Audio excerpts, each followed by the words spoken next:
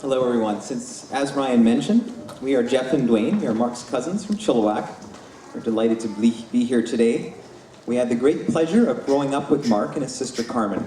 Marc and Carmen were the closest cousins that we had, kind of like siblings, we always thought, and we spent a lot of time together. Marc brought a lot of flavor to wherever he was. Always full of energy and enthusiasm, Marc was never afraid to try something new. And from our earliest memories as young children until now, we have been so incredibly blessed to have Marc as a large part of our lives. And I hope you all won't mind if we recall a few things we fondly remember about growing up with Marc. For us as young boys, there was always something interesting going on at Carmen and Marc's house. They had pet raccoons, Ringtail and Bandito.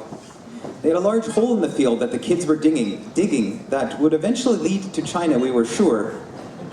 A swing set that would near tip over if you all swung the same direction at the same time. They called the near tip event a Mamma Mia. It scared me silly. There were also large cages where Uncle Dave raised pheasants. Sometimes a starling would get into the cage to eat the pheasant food, and young Marc would fearlessly go into the cage and chase them down until he caught them with his bare hands. I had the pleasure of attending Sunday school with Marc. His singing always made mine seem timid. When he was quite young, he was given a poem to recite for Christmas Eve at church. He was promised a toy police car by his parents if he did a good job. And when he flawlessly completed his verse, he proudly announced into the microphone, "Jetzt kriege ich ein Polizeiauto." Starting in his youngest years, Marc had a strong moral compass and was not ashamed to encourage others to do what is right.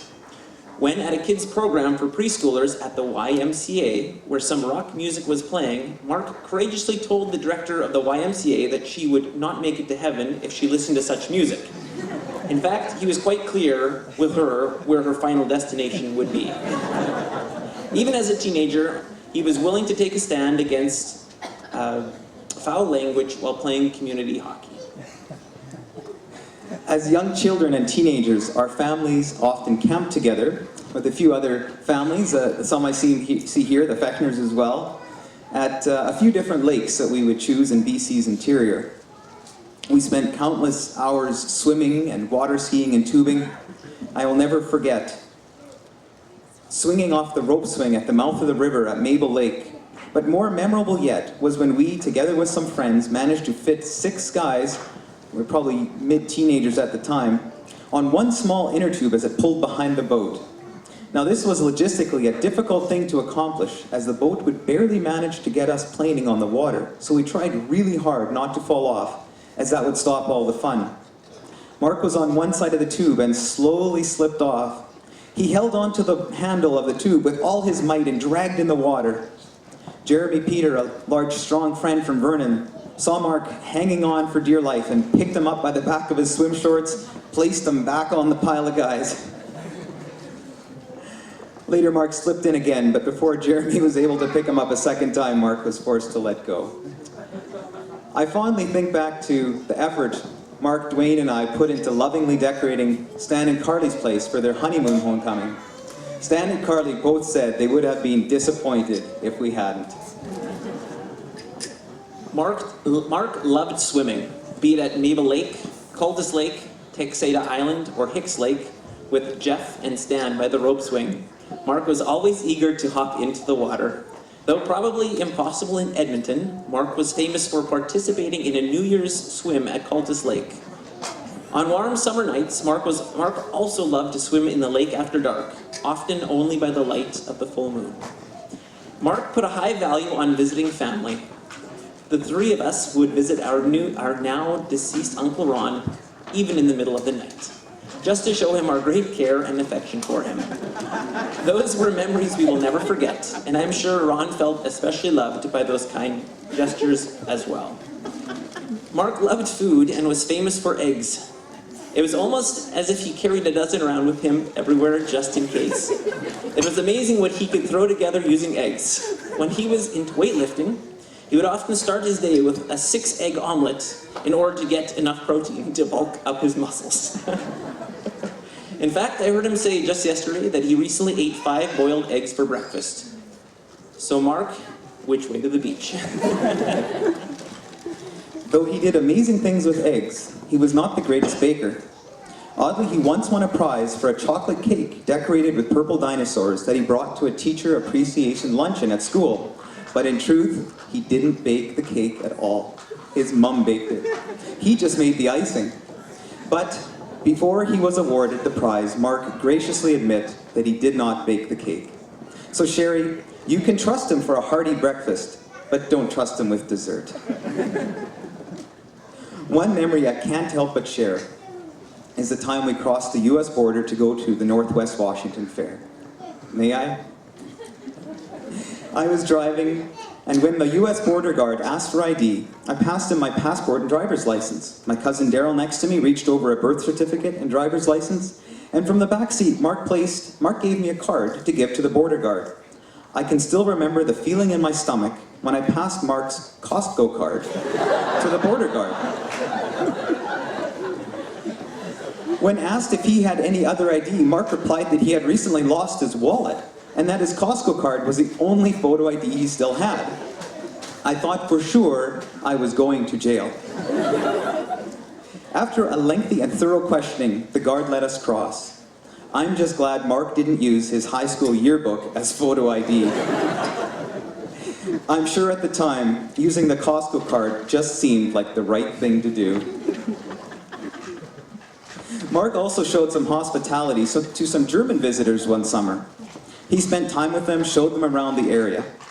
They wanted to rent a car, and Marc asked me for some advice. As I rent many cars through my work, thought maybe we could get him a deal. Though some of the details of this story are remembered slightly differently between Marc and I, the kernel of truth is in the middle is the same. The way I recall it is that Marc was at the rental agency with his German guests, and I was on the phone with him from my office. To save them money, I suggested he ask them if they had rental car insurance from home, as buying insurance from the rental company can be very expensive. He was translating as he spoke, and he asked them if they had Versicherung, which means insurance, to which the Germans asked, wofür, or what for? Now Marc was searching, who was on the phone with me and speaking to them at the same time, was searching for the word in German for accident, which would be Unfall. And knowing this, I said into the phone, Durchfall, which he repeated to the Germans.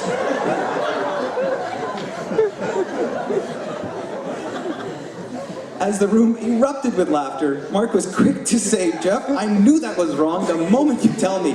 I just repeated it after you. This has been a long-standing joke. Durchfall means diarrhea, for those who don't speak German. Sorry, mentioned that at a wedding, but we sometimes will wink at each other and say, Marc, you know, hast du Versicherung? Do you have insurance? As we go off on some journey together. And there are many other things I could recall about Marc, like wonderful memories. We had mountain biking on local hills and sand pits, cliff jumping at Texada Island, mud fights at the Fraser River as young boys, or countless hours playing games like Rook or other board games, playing hockey and rugby, or raising the excitement level at the local high school basketball games with Marc's grease lightning-like speed. But I must digress. Marc's life took a sharp detour when he received multiple concussions about a decade ago. Because of the injury from the concussion, Marc was no longer able to be as active as he once was, and for a considerable time was not able to do many of the things we all take for granted. It was in this time that a transformation was happening inside of Marc. Instead of becoming bitter with God, Marc drew near to him.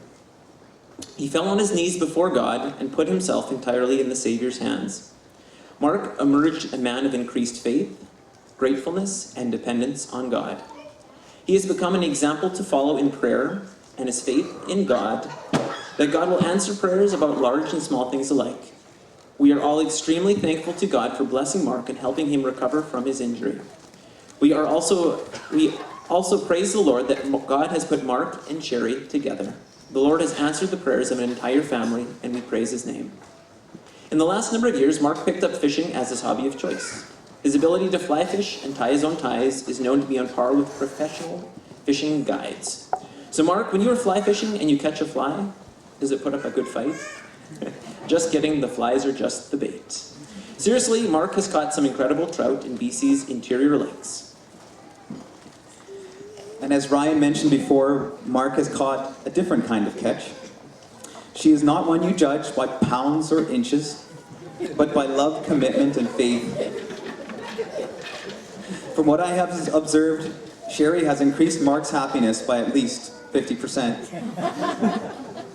Yup, Marc, she's a keeper. This is not a catch and release fishery, so make sure you don't let her go. And unlike fishing, you don't need to bonk her on the head to keep her, by the way. There is a tradition that Marc himself started a number of years ago. A tradition in how he celebrated extra happy days with happy socks. Marc had a pair of bright yellow socks that he wore to all special and, well, happy occasions.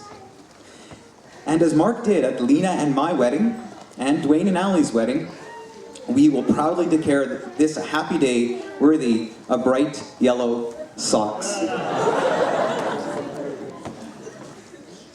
Marc, you've taken the important step of marriage, and we wish you and Sherry God's richest blessings in your lives together. Sherry, welcome. Welcome to our extended family. We hope there will be many memorable moments yet to come in your life together with Marc. We are delighted to have you as our cousin-in-law and hope you visit us often in Chilliwack and Alaska. We will support you, pray for you, and make you feel welcome among us. And for Marc, in closing, we welcome you to our group of cousins and friends who are already married with a little bit of bland family inside humor and say, you too, Marky.